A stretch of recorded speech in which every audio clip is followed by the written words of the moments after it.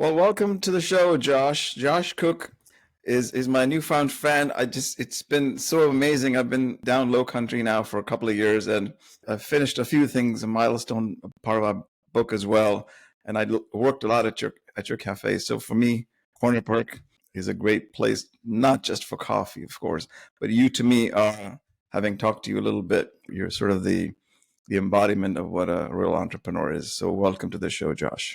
Thanks. I'm thrilled and honored to be asked. And I've enjoyed getting to know you and our conversations as well. And I appreciate you visiting our store and taking care of the team there as you do. So my pleasure. Well, I'm gonna say that at first I thought it was just this corner perk on the Main Street in downtown Bluffton, and then I've gotten to know that you have multiple locations. So let's go back to the story. But I always ask the questions of my guests, Josh, because a lot of my listeners tend to be people who are corporate executives, et cetera, who have this dream to start a business. So they have an idea, but they don't know what exactly, and then how. How is, Okay. of course, trips everybody up. So let's go back to the fact I always ask, who is Josh, not about what he does. Okay. Well, that's an interesting one. I am a father and a husband, two lovely girls. Family is very important to me. My passions, well, I've kind of come up with all these crazy ideas, and I kind of chase them, and I just kind of see where it takes me. And had somebody ask me when I first started in the business, I didn't admit to myself that I was an entrepreneur for about 8 years. It just that's not the way that I saw myself. But I love coffee and I love people, and I really enjoyed getting to decide what I did each day, and that works for me and my personality. And so that's kind of, I guess, the best, simplest way to sum it up is just a guy who likes coffee, likes people, and likes chasing ideas. And we get down the road, and now we've got multiple shops and a roaster and things like that, and ambition to do even more things. Well, you certainly make business sound very easy, and I know that's not the case, Josh. That's not the case. That's true. So you went to seminary school, and then from seminary to this, why coffee? Why does the world need yet another, place to have coffee?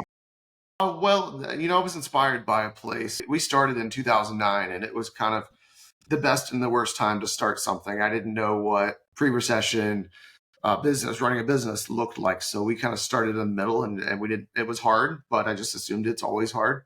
We lost our credit due to a situation within 3 weeks of opening the shop.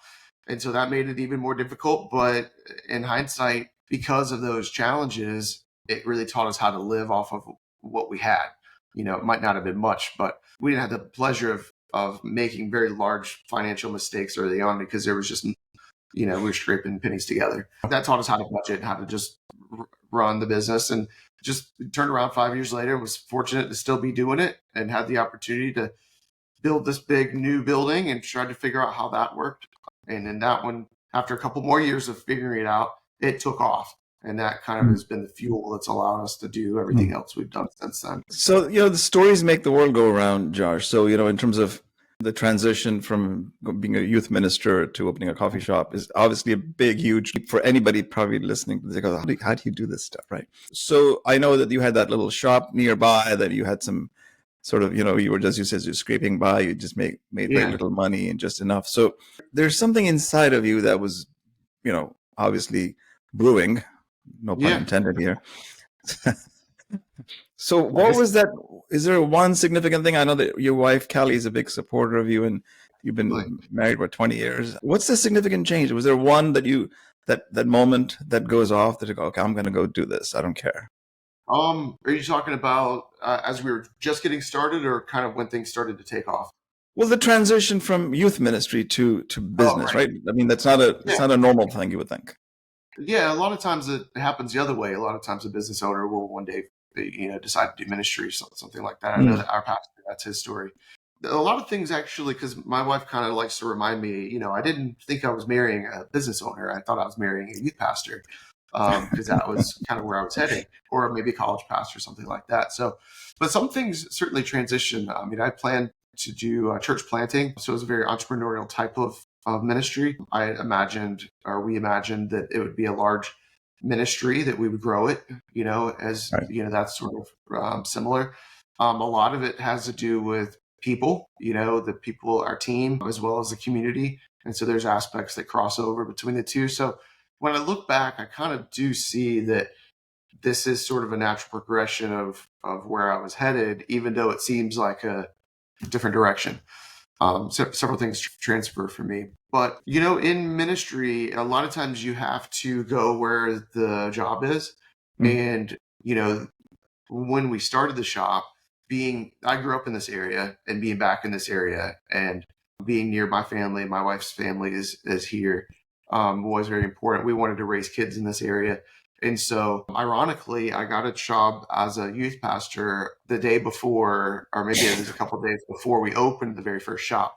So I did Mm. ran the business 100 hours a week, and then I was a part-time youth minister and 20 hours a week, Sunday mornings, Wow. or really all day Sunday, and then Wednesday evening. We'd open at 6:30 and close at 9 p.m. every day, and then somehow before kids, we had the time to do the youth ministry as well. 4 And kids then too. We didn't even talk about that. yeah, that we started before we had kids, and so yeah, they're 13 and 11 now. When Mm. I was planning the new building while we had a 2-year-old, and we were in the hospital having our second child, and Wow. we broke ground the day she turned 1 on the new building, and I think it was maybe her second birthday or whatever. We finally moved in, so Mm. but it always kind of, it was right around when she was born. So, Mm. but she's the star of the house. Things kind of revolve around her. So I don't think that she missed out on any attention. um, but the great, great kids. And uh, Right. yeah, I mean, So we still go to church and are very involved in the ministry. We did a mm. mission trip a couple years ago, and but also visited coffee farms in the nearby area where we do the mission trip. So for me, they've really dovetailed, as a part of who I am. Got it. So that brings me to the fact that it's not just about a coffee, right? So we already know there are other inspirations about coffee, creating community.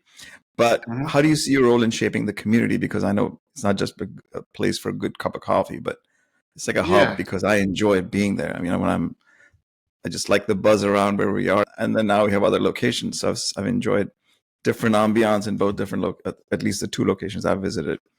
So thanks. what is the most rewarding aspect for you about this community building and your role in it? Because I know Um, you are one of it's those. hard for me to be reflective in that sort of way. It's a little probably too close, but I've heard other people describe it as, and again, it kind of takes me aback when I think about it, but describe it as we have a music venue above the Bluffton shop, and it's more of a labor love. Mm. Obviously, I love music. I'm not a musician, but I enjoy music, and I love the performers and the artists and how it's a stage for them to be able to do their art. Whereas a lot of what I feel like, with the interior design and with the way we build our culture and our values is a way of giving back to the community. He kind of said, "This is really wonderful that you could book all these music and all these acts." He said, "I know you put so much work into it," and same with the coffee. I don't roast all the time, but when I do, I enjoy it, and I'm trying to do the best I can, just as a way Mm. of giving and serving. Things would go on if I wasn't here, right? It's not like I'm Mm. God's gift to society or anything like that. No. But I love chasing my passions and then sharing those with others. I guess is the easiest way to sum that up. Right. Well, I mean, you're certainly making it very accessible for an entrepreneur to get, oh, I should just quit my job and do this. But so I know it's not that straightforward. Well, it's definitely a lot of hard fought. Like things, there's a new situation every day. We've had Of to course, deal with people coming to people. arrest team members. Well, people, right? We've had accusations of all kinds of things, just things you never realize that you're going to face when you get into Yeah. business. Yeah. People hurting themselves at your shop, and threats of And you lawsuits and still want things to like be in it. that. Some days, not every day. I'm not intentionally I can't think of the word right now, but manic depressive. But there are days where I'm like, why do I put myself through this?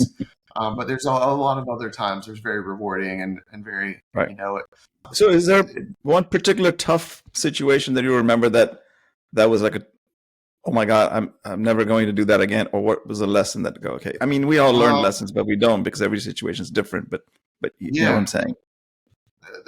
There's a few. One that's kind of very memorable is, I was unfamiliar. So when you have a home, you pay taxes, and it's but it's escrowed, right? Your insurance and your Sure. property taxes, unless you have a different type of way that you do that. But when you have a business, at least the loan that we did, the taxes on the property were very little the first year but then the second year, it was in the neighborhood of $10,000, and I wasn't, we were still trying to get the business going, and I didn't pay the taxes, so there was a late fee, and then we had moved, and so I didn't even get the bill, blah, blah, blah. So it's 13,000, 14,000. And that was more than I made an entire year, most of the years prior to that. This is a while ago, I assume. When was that? This is 2016. Okay. This is 2016. Well, the wild part of the story is I'm at the sandbar enjoying a nice Sunday afternoon, which is something we have down here out in the river on the boat. And Dad's boat, we're just enjoying ourselves, having a little cocktail. And I get a phone call. Hey, there's an orange sticker on your front door. It says your new building is going up for tax auction. And I'm like, I didn't even know that was possible. And I guess I had let it go till August, and the tax auction was September, October, something like that. That ends the day. Essentially, we come back. I got to see.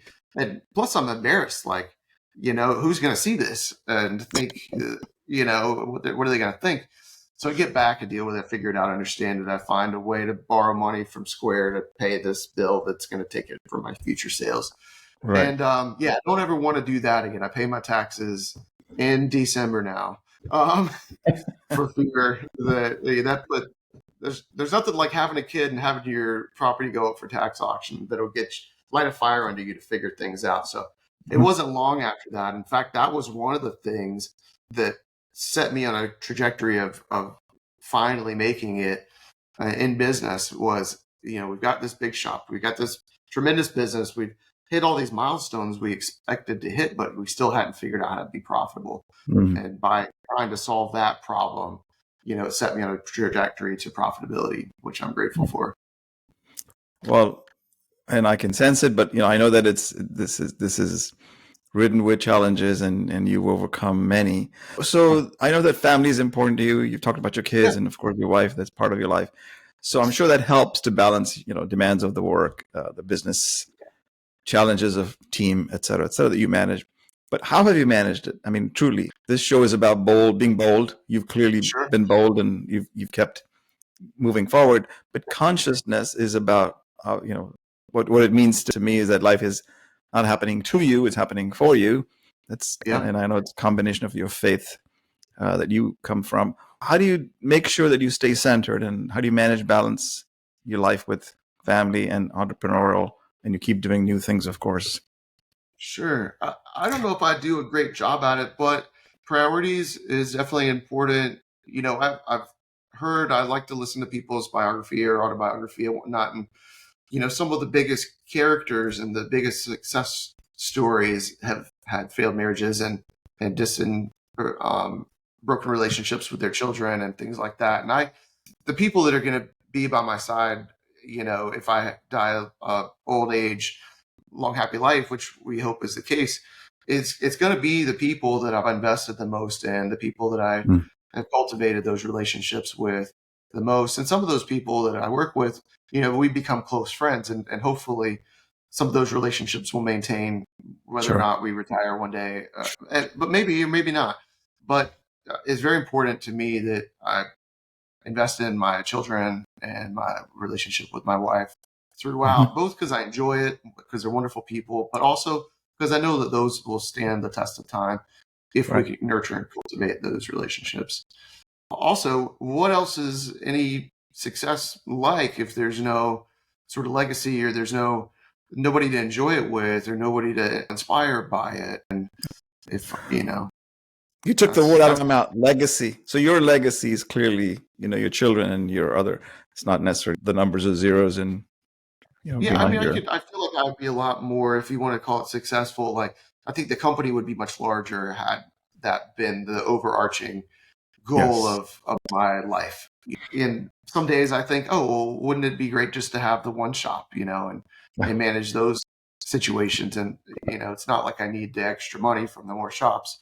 It's exciting. It gives me something a challenge, and it's interesting. And I'm hoping at least that the larger that we can grow, the more impact we can make, both locally and in other ways. Well, your story is quite unique because it's a blend of, as I said, faith, community, entrepreneurship, and clearly how do you hope your journey though inspires others, including those on your team? Because is there a word you want to convey to your team in this public domain here? Sure. Well, I talk about it all the time. I try to reflect back to our team. We have some phenomenal people that have been with us for years and some that have only been with us for a short time. But some people really get it and they get passionate about what we do, and they've been able to see some of their dreams come true within the broader vision of what we kind of set out to accomplish. Well, don't realize we have a set menu, but whenever we do new menus, everybody that's interested in being a part of creating new menu items gets to be involved in that process. When we do fall drinks and things like that, this past year, and I was kind of just gonna, let's ride with the same drinks that we do every fall, but we had some employees that really wanted to try an eggnog and a gingerbread, and we make all our syrups and sauces from scratch. And so I was like, all right, fine, you guys pick the drinks, market them, make the recipes and have some fun with it. So they got to do that, which, it made that much more of an ownership type of thing, and fun for them, fun for the guests as well. But yeah, we couldn't do it without them. I mean, tremendous team. Lucio, one of our chefs, he's our general manager in Bluffton now. Sarah, our Port Royal manager, Aubrey, our Hilton Head manager, have all been with us for a few years. Heather's worked just about every role in the company, and even manages kind of some of my stuff when I'm out of town and that sort of thing. So really great people, really passionate people that love people. And sure, we all get annoyed a little bit every now and then. Love to get to work with those guys. Well, that's awesome, because I've seen the spirit, and no matter where you go, it's like always, buzzing with, can I help? And, if you don't like something, take it away. So, I also love the fact that it's, you have 3 locations, and while the menu may be the same, everything is done in the store, right? It's cooked and fresh. That's right. To order. So the thing that keeps me focused on that is I imagine I'm serving my family, friends, and neighbors. And so if I've got family or friends or neighbors coming over to the house, I want to make something nice for them. I want to have a nice mood. I want the music. I want, everything to be as if we were having family over or whatever. Absolutely. And I love that T-shirt. I don't know if you still have them. It says, what is it? Locals living like tourists. Yeah, that's right. Tell me about that. Where did that come from? Maybe this is where I finally get in trouble for that, but I saw that on a shirt in the Caribbean and it just resonated with me. And so I changed it so that I wouldn't get direct copyright infringement. But I don't think they anyway. But it's just an island vibes kind of thing. I mean, you catch me most days, I'm wearing flip flops and, baseball hat and, board shorts or whatever. It helps me with all the chaos and stress going on, feel comfortable in my own skin. But okay, so reflecting on your journey so far, I hope you have a lot more decades to go here. What are some of the key personal growth moments for you and lessons that you've learned through not just being an entrepreneur, but being who you are? Oh man, I'm still learning, but just trying to be the most authentic to myself. Like I try to stay inspired. Not every day is easy to do that, but I try to learn a lot from everybody, regardless of, age, color, race, gender, any of that kind of stuff. It's like, I try to be present in the moment in conversation and try not to let technology run my life too much. Have a good time and not take myself too seriously. Beautiful. So, for those always scared to make that move, particularly from corporate America to entrepreneurship, which I'm not knocking corporate America. I lived in corporate America for 30 plus years and then decided 20 years ago to go do crazy things with my life. But so in terms of because we say it's the promise of time, control over your time, freedom, etc. Based on your experiences, what advice would you give to people watching or listening to say, how do I contemplate leaving this stable job to pursue an entrepreneurial dream, even though it's burning inside of me? Okay, well, so there's a couple different ways, but one of the most applicable, maybe, I'm become known for taking risks, right? We took some big risks Sure. every day. There's different types of risk. But if you're in a job where you have a boss, it's the same risk. Your Mhm. life is in their hands. So every day, you have to continue to perform in order to maintain that level of value and necessity. Mhm. So your life is just more in your own hands. So maybe that's more comfortable, and maybe that's terrifying. It really depends on a personality, I think. So that's part of Mhm. it. When we first started, and a lot of people kind of approach business ownership or entrepreneurialism from, I've got this really great thing. It's like the best donuts or whatever it is, right? The best coffee or the best Italian pasta, whatnot. So you want to share that. If you hold on too tightly to your family recipe or just the way that you like it, you're going to miss a lot of your audience. And Mm. so really trying to be attentive to what people are interested in and, keep your version of it. So for me, like, I don't drink the pumpkin spice lattes. I'll try one once a year, make sure I think it's as good as we can make it. That's not my thing, but people love the pumpkin spice latte during that season. And if I just said, no, we're going to only serve black coffee and bacon, egg, and cheese sandwiches, we wouldn't have a very big business.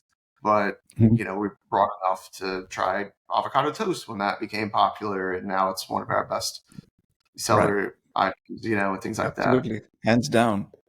So Yeah. it's somewhere in your bio and somebody's comments on your website read like, Uh, this guy, Josh, just walks around. He's like a solution looking for a problem.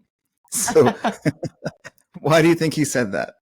I'm always tinkering with things. I'm always, things, it's squeaky wheel gets the grease a little bit, but I feel like we can always improve and we can always learn and grow.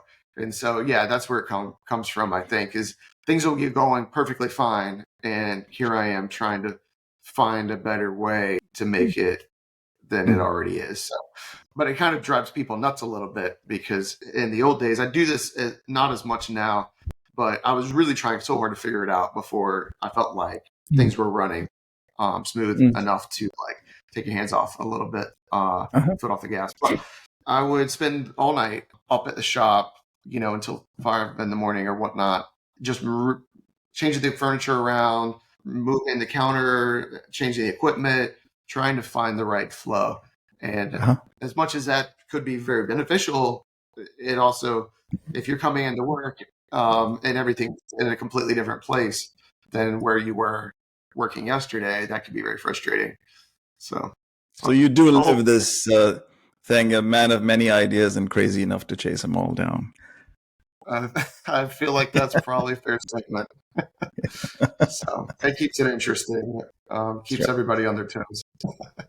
That's great. Well, listen, this has been inspiring. So I haven't done this Yeah. yet, but I thought of it last night and I go, I'm going to do a rapid fire because a lot of people says, okay, what can you think on the feet quickly? Coffee or tea? Obviously, I'm going to say, but maybe not. Uh-huh. Coffee or tea in the morning? Coffee. One book that has profoundly influenced your life or a podcast, whatever. Oh, The Secret. That's probably counterintuitive, but I just, I kind of, I'm confident in my faith, but it- just the way that you think about things kind of had changed a lot as I kind of started thinking about, oh, I really do have a Love lot of, that. yeah, Love that. Biggest role model in business. biggest role model in business. I'm going to say my buddy Clayton Collar, and he will be surprised to hear that. But he has recently bought into a company, and he's approaching it and tackling it from every direction at the same time. He's really impressed me the way Wow. he's Great. growing Wow. his business. One skill every entrepreneur must have. Persistence. Super. Just to get up and keep going. Early bird or night owl? Both. I get up naturally pretty early, but I'm definitely known for staying up late and getting after it. Okay. And then your one productivity hack. Productivity, just keep your eye on the ball. Once you have some momentum, just keep riding that momentum Oh, we almost have too much technology. I'm not the guy to stay on my emails all day, every day. That's very productive for some people. It makes me, I lose creativity and focus by being distracted. Great. Yeah. Listen, Josh, I know we've been wanting to do this for a while, so I don't take anything for granted. I know you're a busy guy, you got all sorts of irons in the fire.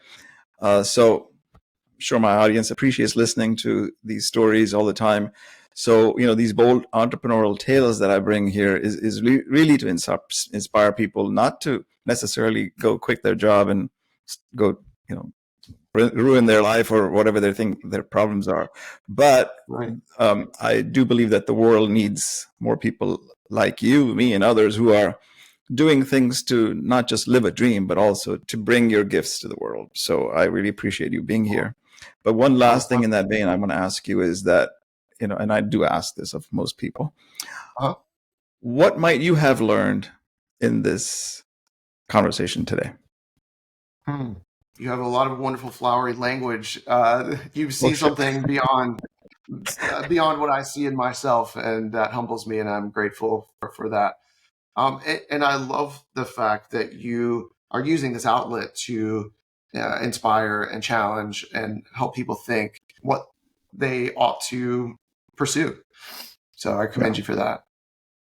Oh, no, this isn't about me. I was still talking about you. Like, if there's something that you discovered about, did you have a breakthrough or some other thing? But whatever, this is not a planned question. So, No, I know. I just wanted to take a chance to dote on you for a moment.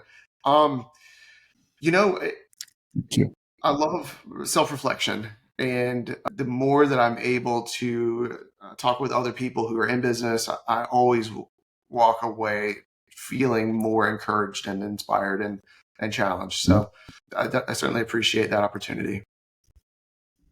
Well, I really appreciate you taking the time. And for those of you watching, listening, do not forget to subscribe and comment below, because, there are many other types of inspiration, different stories that bring us together. And that's why we call this the Unity Consciousness Podcast, because we're all connected.